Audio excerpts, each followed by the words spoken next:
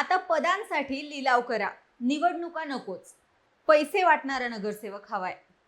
सध्या सर्वत्रच निवडणुकांची धांदल सुरू आहे आणि अशातच आता नागपूरमध्ये उद्यापासून हिवाळी अधिवेशनाचा बिगुल वाजणार आहे.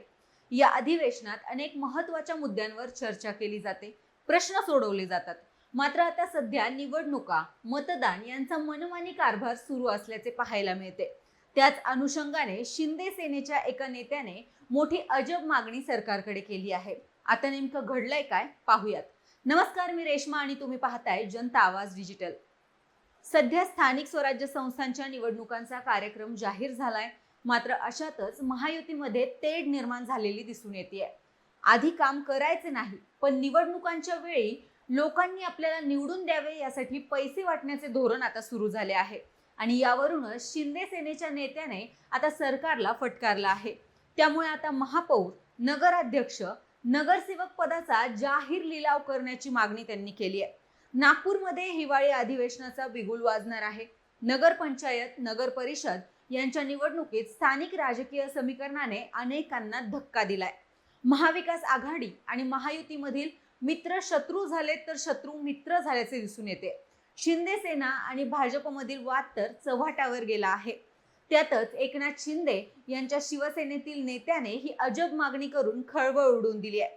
यापुढे निवडणुका न घेताच जाहीर लिलाव करून महापौर, नगराध्यक्ष, नगरसेवक पदाचा लिलाव करण्याची मागणी सांगलीतील शिवसेना शिंदे गटाच्या वतीने करण्यात आली आहे. आष्टा नगरपालिकेतील शिवसेना शिंदे गटाचे उमेदवार आणि वाळवा तालुका संघटक असणारे वीर कुदळे यांनी ही मागणी थेट मुख्यमंत्र्यांकडे पत्राद्वारे केली आहे. नगरपालिका, नगरपंचायत निवडणुकीत अनेक निष्ठावंतांना डावलण्यात आल्याची ओरड होत असतानाच कुदळे यांच्या उपरोधिक टोल्याची चर्चा होते.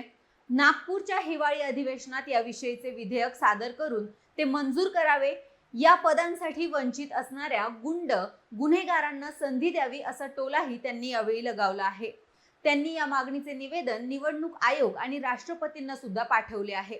वीर कुदळे यांनी शिवसेना शिंदे गटाकडून आष्टा नगर परिषदेची निवडणूक लढवली आहे. निवडणुकीमध्ये सर्वच पक्षांकडून मतदारांना करण्यात आलेल्या पैसे वाटपावरून ही अनोखी मागणी करत सरकारला घरचा आहेर दिलाय. त्यामुळे जिल्ह्यातील राजकारणात खळबळ उडाली आहे. म्हणजे आता असा प्रश्न सुद्धा निर्माण होतोय की ज्यांच्याकडे पैसे वाटण्याची ताकद आहे त्यांनीच आता निवडणुकीच्या रिंगणात उतरावे का? म्हणजेच यामुळे झोकून देऊन काम करणारे जे लोक आहेत त्यांना काहीच अर्थ उरत नाही. तुम्हाला काय वाटतं? खरंच निवडणुकीच्या काही वेळ आधी जाग होऊन लोकांना पैसे वाटून उदयाला येणारा नगरसेवक तुमची कामं करेल? कमेंट करून नक्की सांगा. आणि अशाच महत्त्वपूर्ण व्हिडिओसाठी जनता आवाज डिजिटलला सबस्क्राईब करायला विसरू नका.